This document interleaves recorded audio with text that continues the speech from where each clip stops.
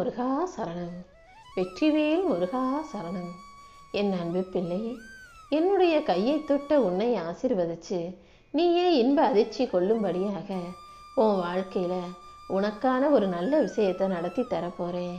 ஆமியன் செல்வமே, இத்தனை நாளா மகிழ்ச்சியும் மனநிறைவும் இல்லாத உன் வாழ்க்கையில இப்போது நீயே ஆச்சரியப்படும்படியாக உனக்கான மகிழ்ச்சி நிறைந்த மனநிறைவான சந்தோஷமான செல்வ வளமிக்க வாழ்க்கையை உனக்கு கொடுக்க போறேன். எப்போதுமே ஒரு மனுஷன் பிறக்காம அந்த அனுபவம் கிடைக்க போறதில்ல. மனுஷன் ஒரு முறைதான் மனுஷனா பிறக்கவும் முடியும். அதே போலதான் பிறப்பின் அனுபவமும் ஒரு முறைதான், இறப்பின் அனுபவமும் ஒரு முறைதான். ஆனா நிகழ்காலத்துல பல அனுபவங்கள் உனக்கு திரும்ப திரும்ப கிடைச்சிக்கிட்டே இருக்கு.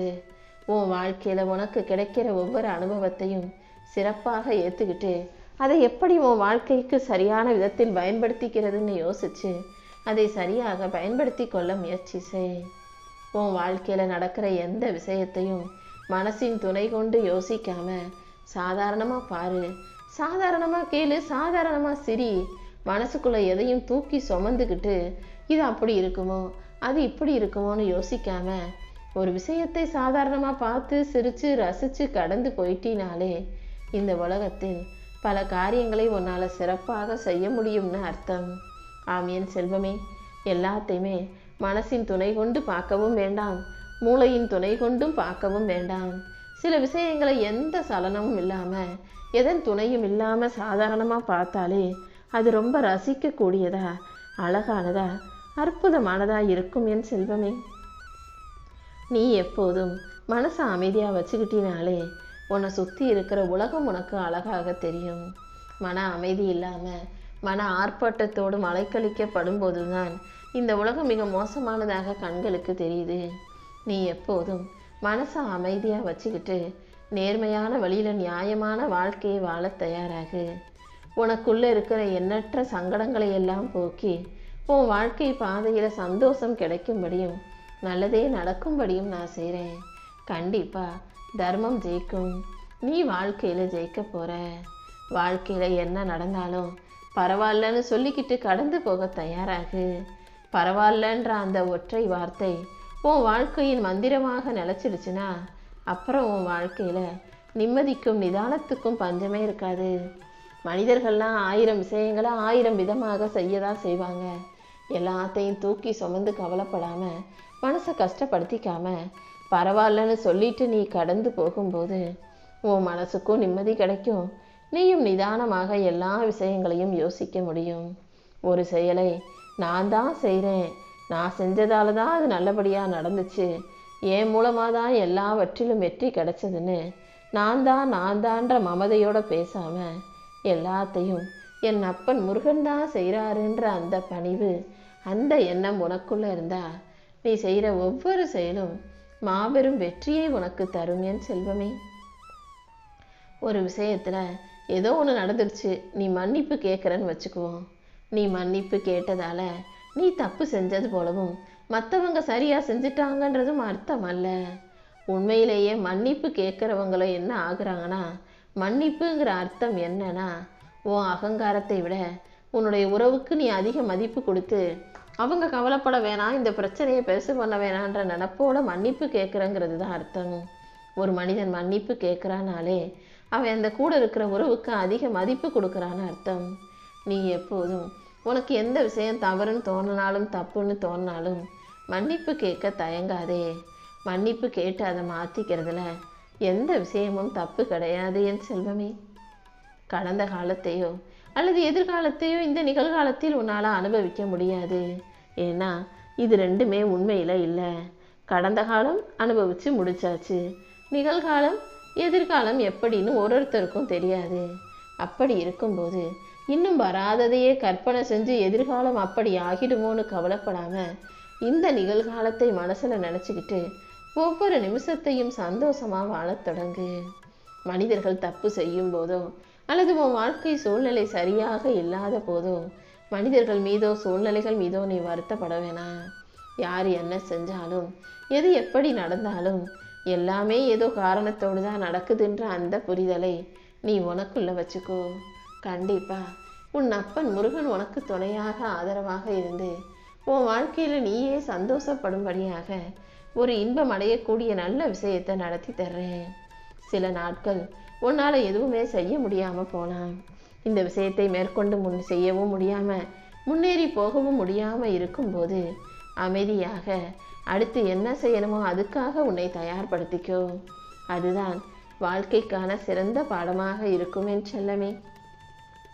உதாரணத்துக்கு மழை அதிகமாக பெய்யுது, புயல் வெள்ளம் வரப்போகுதுன்னா அந்த நேரத்தில் கடலில் மீன் பிடிக்க போக முடியாதல்லவா?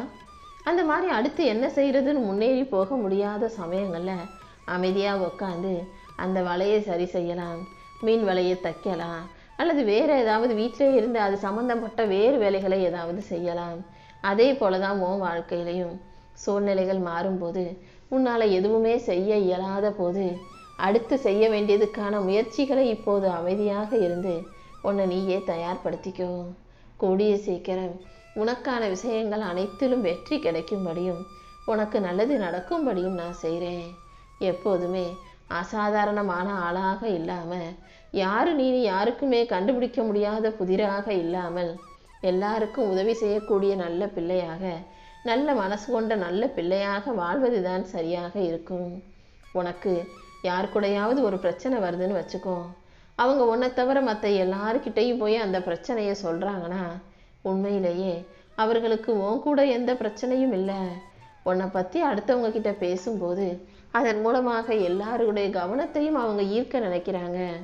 ஒரு விஷயம் உனக்கும் அவங்களுக்கும் ஒத்து போல 2 பேருக்கும் சண்டை வந்துருச்சுன்னா நீ செஞ்சதையெல்லாம் அவங்க எல்லாருக்கிட்டையும் போய் சொல்கிறாங்கன்னா அவங்க உன்னை பற்றிய தப்பான விஷயங்களை எல்லாரும் மனசுலையும் புகுத்தி அதை ரசிக்க நினைக்கிறாங்கன்றத புரிஞ்சுக்கோ என் செல்வமே.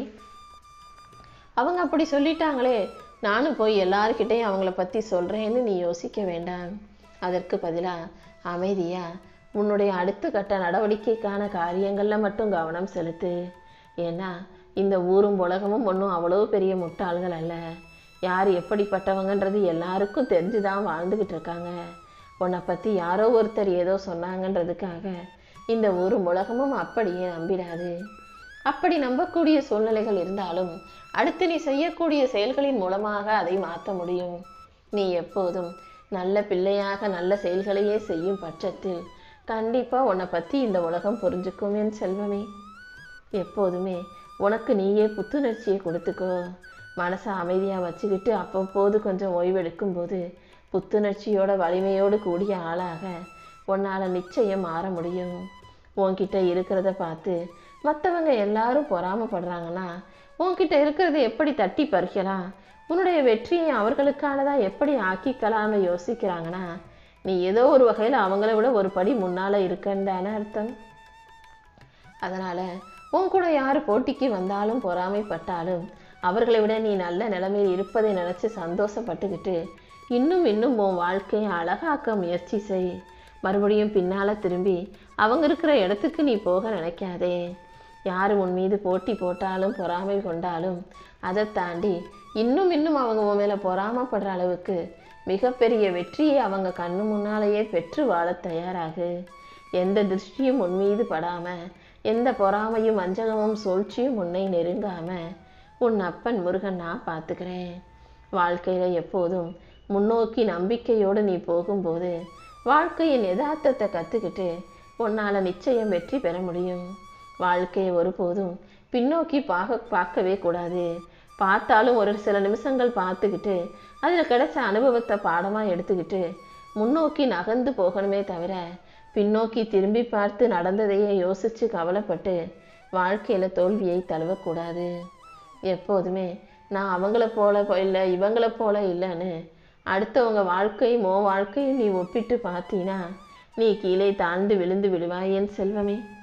எல்லாரையும் தாண்டி நீ வாழ்க்கையில் முன்னேற முடியுன்ற நம்பிக்கையோட முன்னேறி போவதற்கான வேலைகளை செய்ய பழகு. நீ விரும்புகிற அனைத்தும் இந்த உலகத்தில் உன்னிடம் வந்து சேர்வதற்கு தயாராக காத்துக்கிட்டு இருக்கு.